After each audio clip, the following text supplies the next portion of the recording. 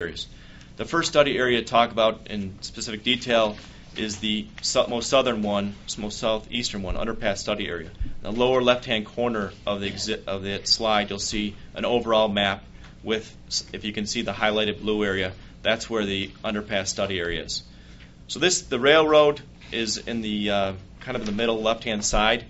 Everything's draining here by two outlets. In order to get the water that is west of Green Bay Road to the east side of Green Bay Road, there are two places it's going to cross underneath the railroads and head to the east. This is 293 acres. You can see there's the arrow's pointing to a 24-inch culvert underneath the railroad, and then there's the 18-inch at the underpass at Winnetka Avenue.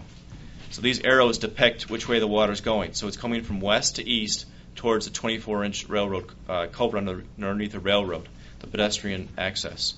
Then these other arrows show some of the water going south and east, trying to get underneath the 18-inch. So it's a large area contributing to the 18-inch storm sewer. Those sewers draining the underpass have less than a 2-year capacity. That's again defined by the rainfall that would fall on there. They couldn't handle 2-year capacity. Do you know about how old they are when they?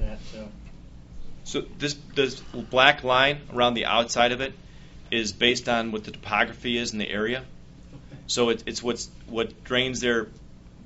Take it somewhere else, and that was. Let me just explain the flow again. So you have the 24-inch under the railroad, and then the two areas coming to the 18-inch. It's all one area, but it comes to 18-inch. The flow from there continues east on Winnetka Avenue, and then north, and it combines with the area that comes underneath the 24-inch railroad. So all that area combines right here. The red lines on here are the storm sewers that are underneath the street. All that combined area then makes its way towards the outlet into Lake Michigan. So that's the way the water generally drains in this area. As far as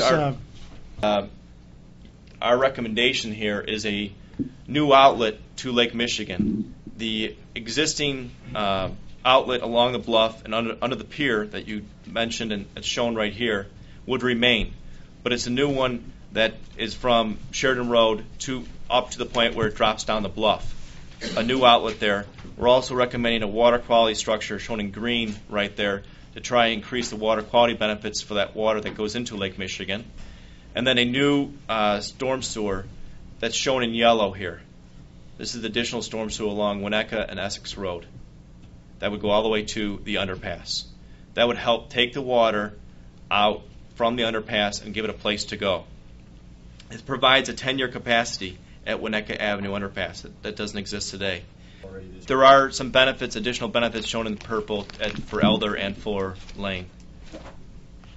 And then the cost of this project for the additional storm sewer and the outlet and the water quality structure, we estimate at $2.4 million to get the 10-year capacity at the underpass at zero flooding for the 10-year event.